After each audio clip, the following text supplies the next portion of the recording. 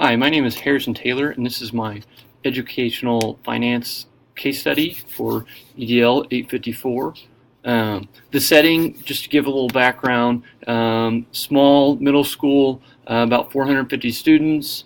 The area is declining, financially. The population is leaving to the suburbs, and this has increased lower income level of families in the district, which has changed the dynamic of the school a little bit. But there's still a lot of buy-in with the school, with parents and stuff like that. They're very involved. There's a PTA who really puts a lot of work into the school as far as athletics, academics, lots of different areas. And then there's a specific parent, Mrs. Bowman, and her daughter is a really effective cheerleader. And so this causes issue because her daughter gets an awesome opportunity, and she asked for the PTA to help fund it. And so this can cause issue because the PTA funds are supposed to be for all students. So the principal, Mr. Stevens, says, we can't spend the money on that because these funds are supposed to be, for all the students. And then so, Ms. Bowman's not really thrilled with this. And then she works a basketball game. She's taking tickets. When the night is finished, principal has reason to believe that there may be maybe she took some money or there's some money missing. Doesn't really add up when he goes to submit the money into the bank. And so that's really the overall premise of the case study. Okay. So the problem, the things that I know from reading this, is that Ms. Bowman is a member of the PTA, and that the principal denied the PTA paying for her child and her family to go on this trip for this cheerleading thing. She worked a basketball event. She's in charge of taking the money for this event. There's a specific patron the principal remembers using a $50 bill to pay, so which wasn't normal, and so he recognized that, and so that was kind of came up, and that there was no $50 bill, which should be in there when the money's deposited. And then let's see. So when he deposited the money and checked the inventory, it did all kind of add up on paper, but it looked like maybe there could have been some things that would have been a little fishy with this. Tickets 78 to 88 were thrown out because they were torn or something like that, which is cause for maybe this was where some of the money could have been hidden or try to cover this up. And then the proceeds on those didn't really reflect the right amount with those 10 torn tickets, so that was kind of fishy. And then again, the $50 bill. Okay.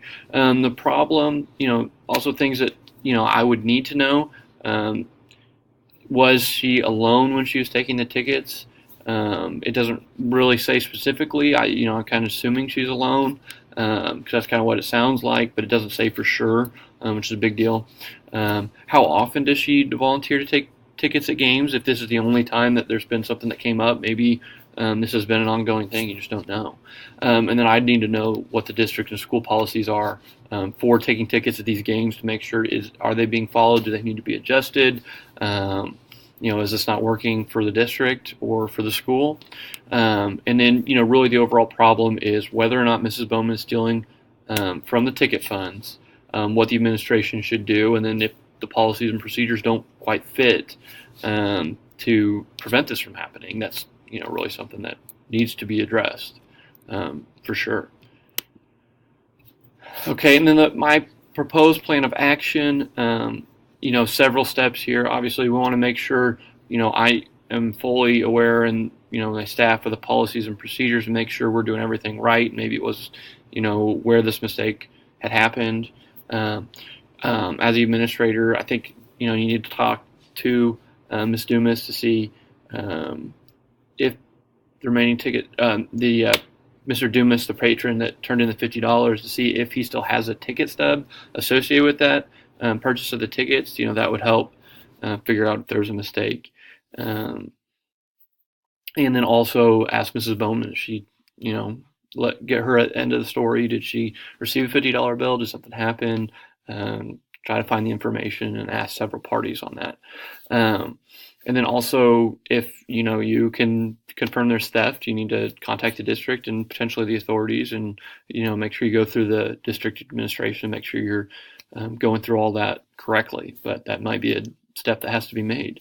And then just in the future, make sure there's more than one person. That's a big thing for me. One person taking the money, one person handling the tickets. Less chance for this to happen. And with two people together, they'd have to work together to potentially steal the money, which definitely adds a layer to keep this liability from taking place. And then also, I would like to develop some professional development seminar for ticket takers. Just make sure everybody's on the same page. The situation doesn't happen again, especially now that you've figured out this could be a problem going forward. Okay. Category 3, resolve the issues based on students promoting the success of all students. So, in the future, we want to communicate that the PTA funds is used for all the students, or any funds for the school is used on the students that raise them. That's really important. And then it wouldn't be a question of, can I use this just for my student or my child, because we know that has to be used on all the students that raise the money. And then also, I think she needs the opportunity to return the money if it was just a mistake, or if it was in fact stolen. Ideally, you don't want to. It's just tough. People have to make ends meet, and tough situation. So maybe give her an opportunity to return the money and apologize or whatever. They need the activities, they need the opportunities for students. It needs to be encouraged. But obviously the funds needs to be used on students and not taken for personal reasons, or not used in a way it's not supposed to. Okay, I thought this was a really tough case because of the financial status of the families. I watched a video earlier in the semester, and it's kind of sad. A parent had stolen a lot of money, which obviously is not okay, but they said it wasn't used for vacations or trips. It's just to make ends meet. And it sounds like this parent probably doesn't have the funding to go on this trip without the help. So that makes it a little tough. As a building leader, you'd want kids having this opportunity if they do. I mean, you can't pay for it, but this is something you'd want for her daughter as one of your students. And, I just think this is why you have the procedures and policies to make sure it doesn't happen. And you can follow a process that protects you and the school and the community and the parents and the students. And then some unresolved issues I saw is, where did the loss of money and tickets go? Did she spend it? Did it disappear? Was it just lost? That's something that you really need to find out. We don't know if it was an accident or if it was on purpose. That's something you'd have to do. Ask more people. Witnesses. Maybe there's cameras in the school that would help a lot. And then was there a person? And if not, there needs to be more than one person with Mrs. Bowman or with whoever is taking the tickets. That's just a check that needs to be done. Okay. So we want to make sure we're effectively managing the district on this case. So in the future, again, my big thing is that there's got to be two people, one person to take the tickets, one to collect the funds. And that protects the district, protects everybody, and I think it would have prevented this from happening in this case, just doing that one thing. I want to make sure that parents, PTA members, students know the criteria of how we use these funds, the process, and making sure that we're following state guidelines as well as district guidelines. And I think if it was clear that this would not have been a case that Mrs. Bowman could use this money for her daughter, then it maybe would not have come at all. And then I did think it's good that the principal did have some procedures for sure, counting the tickets, specifically having the security guard accompany him to deposit the funds. He wouldn't probably have picked up on this as well if he didn't have those procedures to help prove that this is probably taking place. Okay, and then the social learning of students. I think it's awesome. I would want to promote that Miss Bowman's daughter has had success and that she's doing well, even though we can't use those PTA funds for her.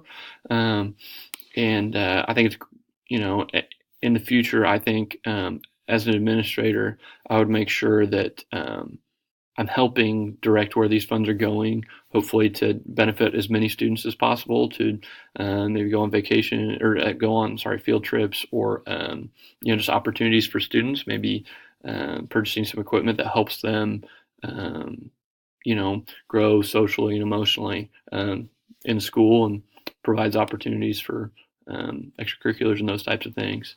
And then I think the parent involvement at the school is awesome, and in this district that the parents are really involved and they are doing sports and activities and things that get the kids invested, and that needs to be promoted, celebrated, and you just need to keep reinforcing it and keep building on that. Um, and then also the academic learning, obviously super important as an educational leader.